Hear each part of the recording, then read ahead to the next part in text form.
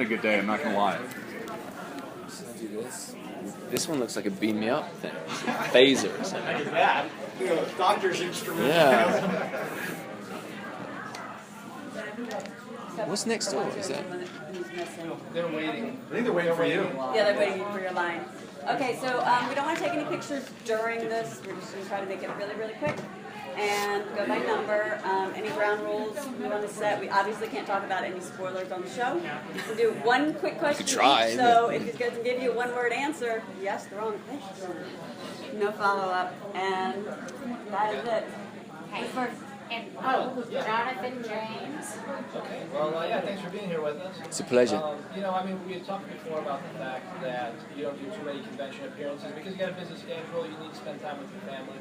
So I wanted to know what made you say yes to Walker Stalker Con, and why did you want to support the fans of Atlanta and Milwaukee? Well, you kind of you answered the question yourself. It's this is my second home, Atlanta, and I always wanted to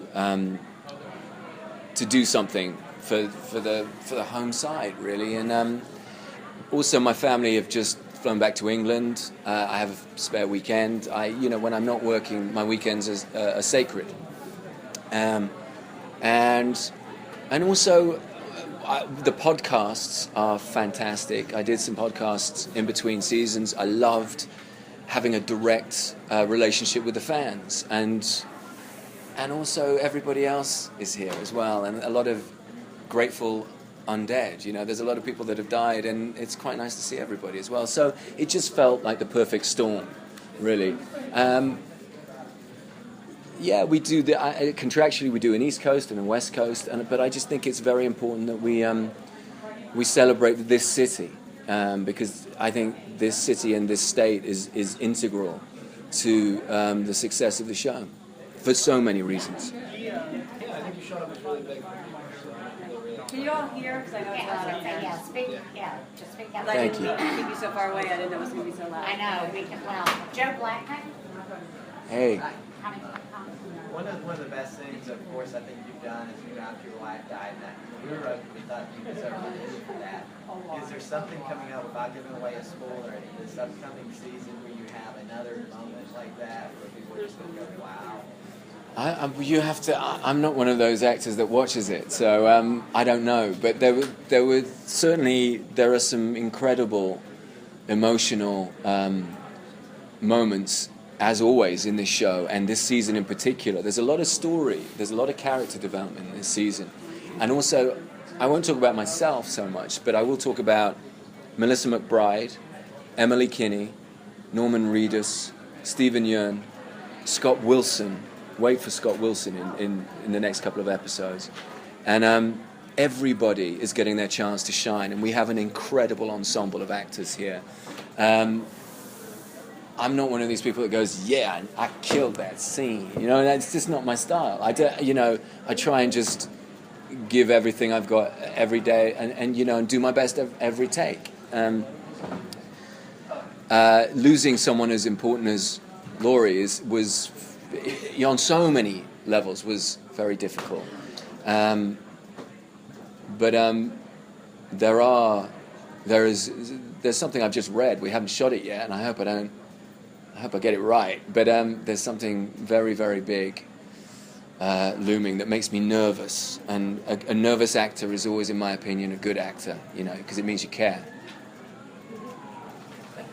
Emma. Obviously, you have a very passionate fan base. I'm curious what you would say is your most memorable fan experience that you've had.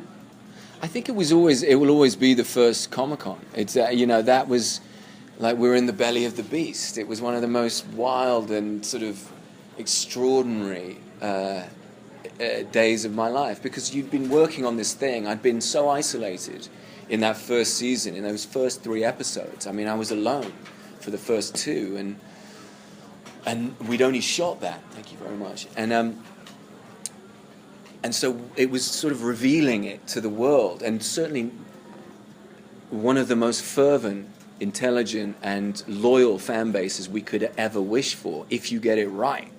So that was for me, when I heard there was a roar of kind of approval when sort of 30 seconds into the first show reel, the first trailer, people responded to it, and that was just I don't know if it was joy, but I think it was more relief than anything else. Great, Tara?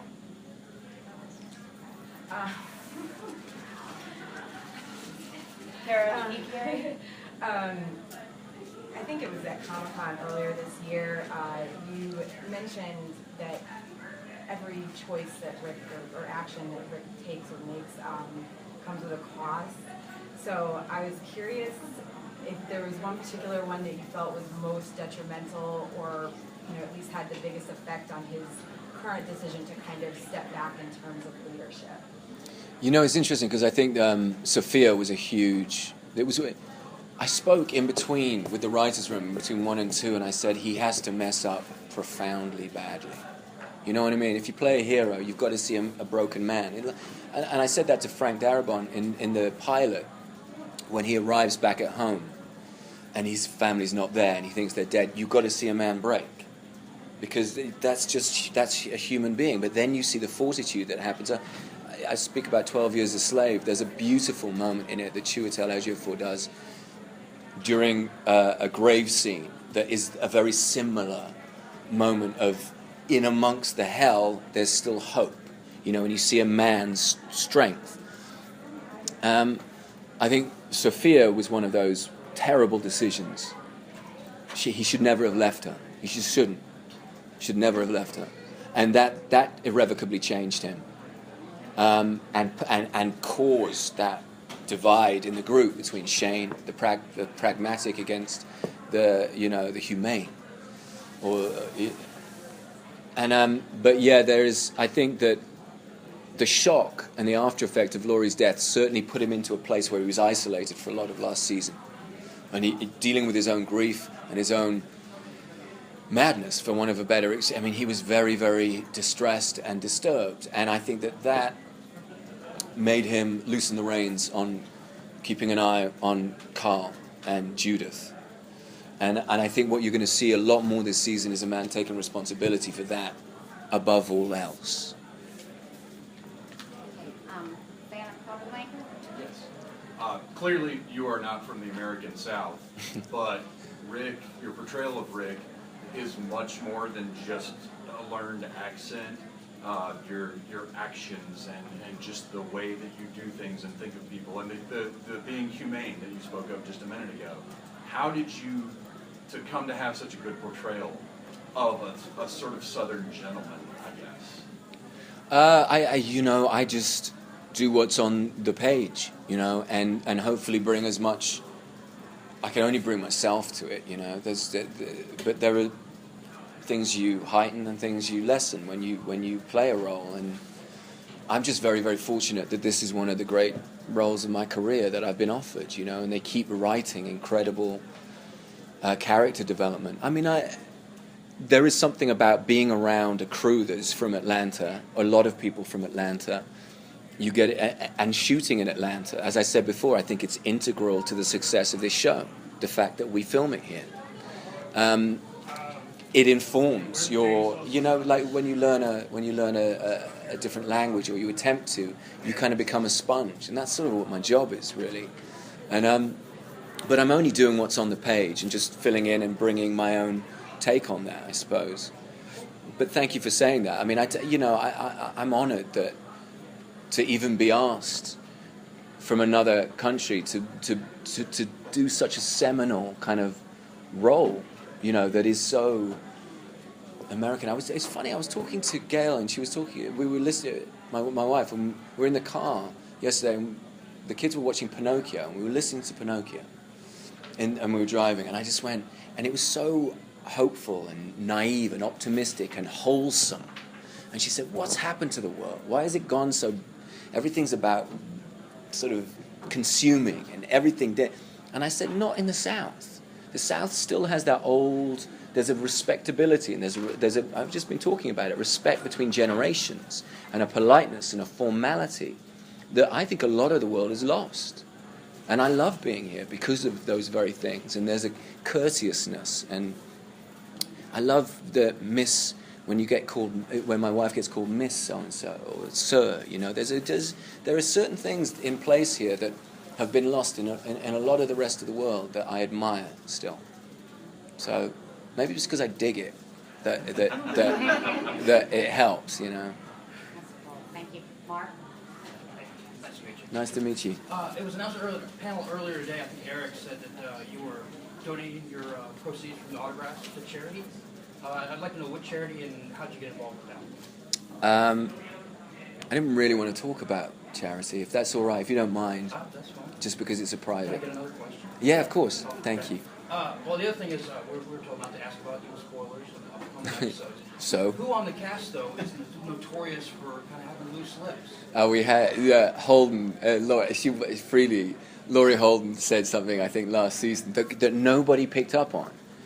And it was at a convention, I think, and we all were just ripping it out of Laurie for the rest of it, because she just lets, I think it was a death, I think it was somebody's death, you know, maybe it was last season or the season before, but we remember and it was taped, the whole thing, and she just, but it's hard, you know, the difficulty is with this is that we're way ahead of you guys already, and we're desperate to tell you what. You just go, wait. We keep saying, just wait, because it plays out, you know.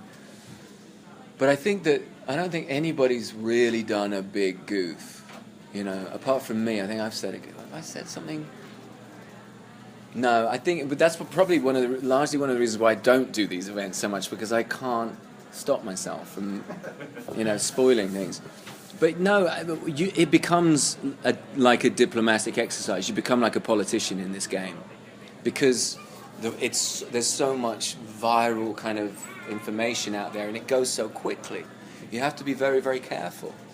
But I'm desperate to tell you, I can't wait for you to see this season. That's all. I just want to see how you respond to it, because I think you're going to see some of the best performances from a lot of this cast than you've ever seen.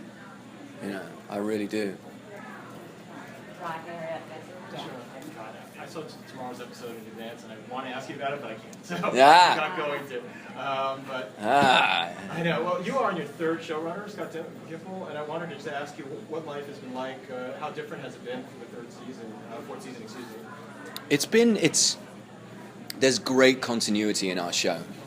The crew, who we're speaking of, to the success of the show, this crew, I would say 85-90% of them have been on this show from the beginning. And I think that is essential to just having a work environment that is so focused and so relaxed, and they know the show. They know when we're hitting the show as performers, because they've been looking through the camera lenses and they've been doing all of this for 4 years. So there's a lot of, as long as we have scripts, everything just runs in the show. It's a beast. And I have to commend Tom Luce and Denise and all of these amazing producers that we have, and the incredible design team that work very, very quickly. They get scripts, 2 weeks before we shoot, and they have to build these beautiful sets. So what I will say is that it's been thrilling this season. I think the storytelling has been magnificent.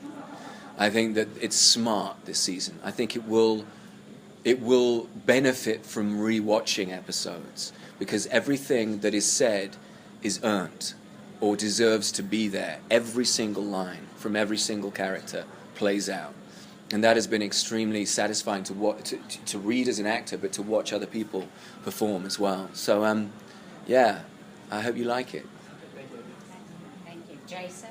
Hi, Jason Bailey. I host the morning show here in town at 92.9 The Game, so feel free when you're filming to stop by. Thank you, Jason. If you had 100% creative control over your character and maybe the storyline, up until now, is there anything that you would have changed? And if so, what would That's a that great question. I would have loved to have had a bit more time with my wife. I just would have had, some more. Sarah Wayne Callies is such a great actress, and I loved working with her so much. And I suppose I would have loved to maybe have more scenes. But the thing is, the beauty of how that informed my character was that it sent me off into this crazy place that we arrived at, and it was brutal and challenging and scary, and so it's difficult in hindsight to kind of go, oh, if we change that, you change it, but then because it changes every other aspect, I'm very, very happy about who this guy is now and where he's at, just because it's been a different experience this year, playing a guy that's almost like he's holding himself back. He's like a man in the traps. He's like he's reining himself in. But that may not be for long. Thank you. Thank you. Thank Thanks, you. guys. We gotta Thank wrap you, it up. guys. Yes. Thank you very much. Thank you. Thank you.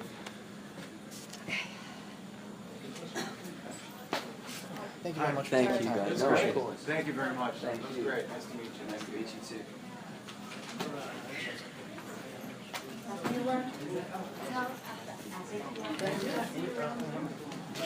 Oh, yeah, he'll be downstairs. Yeah, he's in the con.